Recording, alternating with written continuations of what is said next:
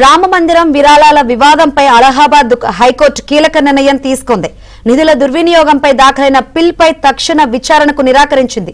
ఎటువంటి అత్యవసర పరిస్థితి లేదని అభిప్రాయపడింది.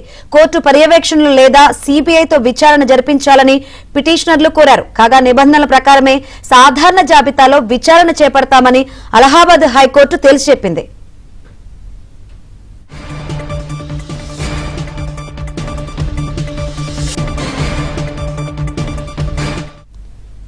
రామమందిరం విరాళాల వివాదంపై అలహాబాద్ హైకోర్టు కీలక నిర్ణయం తీసుకుంది.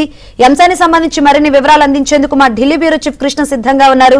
కృష్ణ, శంకరి, అయోధ్య రామ మందిరం అనేది కోట్ల మంది సెంటిమెంట్ తో ముడిపడి ఉన్నటువంటి అంశం. ఇలాంటి విషయాలపైన కోర్టులు ఇచ్చే ఏదైతే ఆదేశాలు ఏవైతే ఉన్నాయో అవి మార్కెట్ లో అదేవిధంగా సోషల్ మీడియాలో కూడా పెద్ద ఎత్తున దుమారానికి లేపే అవకాశం ఉంది. అయితే ఇది సాధారణమైన విషయం కాదు. రామ జన్మభూమి తీర్థ క్షేత్ర ట్రస్ట్ కి దేశ విదేశాల నుంచి అందినటువంటి నిధుల్లో భారీ అక్రమాలు జరిగాయంటూ అలహాబాద్ హైకోర్టులో ఈ బిల్లు దాఖలైంది. అయితే రామ మందిర నిర్మాణం అభివృద్ధి కోసం సేకరించినటువంటి విరాళాల్లో దాదాపు 6,000 కోట్లు గోల్మాల్ అయ్యాయి, నిధులు దుర్వినియోగం అయ్యాయి అంటూ పిటిషనర్లు కోర్టు దృష్టికి ఈ రోజు అలహాబాద్ హైకోర్టు దృష్టికి తీసుకొచ్చారు. అయితే ఈ నిధుల సేకరణ ఖర్చుల పైన న్యాయస్థానం పర్యవేక్షణలో లేకపోతే సిబిఐతో సమగ్ర విచారణ జరిపించాలని వాళ్ళ యొక్క ప్రధానమైన డిమాండ్. ఈ అంశం అత్యంత సున్నితమైంది, అంతేకాకుండా ప్రజాధనానికి సంబంధించింది కాబట్టి దీన్ని అత్యవసరంగా విచారించాలని కూడా పిటిషనర్లు కోరారు. అయితే దాన్ని కోర్టు నిరాకరించింది.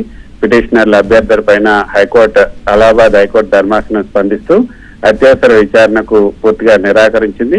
ఈ నిధుల వ్యవహారంలో ఇప్పుడే తక్షణమే జోక్యం చేసుకోవాల్సినంత అత్యవసర పరిస్థితి ఏమీ లేదు అంటూ స్పష్టం చేసింది. అయితే డిఫెన్స్ కౌన్సిల్ ఎవరైతే పిటిషనర్లు వ్యతిరేకంగా వాదించేటటువంటి కౌన్సిల్ ఉన్నారో ఈ ట్రస్ట్ తరఫున న్యాయవాదులు ఎవరైతే ఉన్నారో ఈ ఆరోపణలు పూర్తిగా కొట్టేశారు.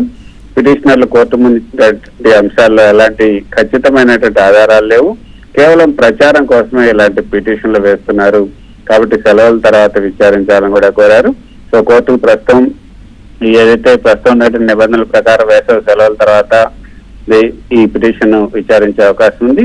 అయితే 6,000 కోట్ల వంటి భారీ మొత్తంలో అవినీతి జరిగిందని ఆరోపించినప్పుడు దానికి సంబంధించినటువంటి ప్రాథమిక ఆడిట్ నివేదికలు లేకపోతే నమ్మదగినటువంటి పక్కా ఆధారాలను కూడా పిటిషనర్లు కోర్టుకు సమర్పించాల్సి ఉంటుంది.